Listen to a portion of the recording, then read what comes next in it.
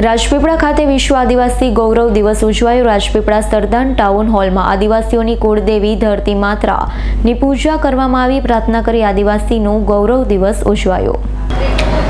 નગરમાં આદિવાસી સંસ્કૃતિને ઉજાગર કરતી શોભાયાત્રા જાહેર આદિવાસી રેલી નીકળી હતી, જે લોક આકર્ષણનું કેન્દ્ર બની। રેલીમાં આદિવાસી વાજિંત્ર તથા આદિવાસી નૃત્ય મંડળી, આદિવાસી ગીત, ભજન, પ્રાર્થના, સ્વાગત ગીત અને બેન્ડમાંથી ડીજેની રમઝટ બોલાવાઈ હતી। આદિવાસીઓએ આદિવાસીના પારંપરિક વસ્ત્રોમાં સજ્જ થઈ નાની બાળા કન્યાઓ પણ આદિવાસી નૃત્યમાં જોડાઈ હતી। પૂર્વ ધારાસભ્ય પીસી વસાવાએ યાહમોગી માતાને પુષ્પહાર પહેરાવી પૂજન કર્યું।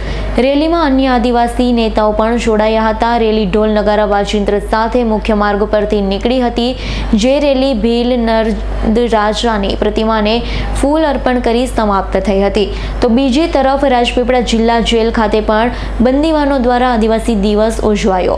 જેલ અધ્યક્ષ H.A. બાબરિયાની ઉપસ્થિતિમાં દીપ પ્રાગટ્ય કરી કાર્યક્રમની શરૂઆત કરવામાં આવી। બંદીવાનોએ આદિવાસીઓનું લોકપ્રિય ટીમલી નૃત્ય કરી વિશ્વ આદિવાસી દિવસની ઉજવણી કરી।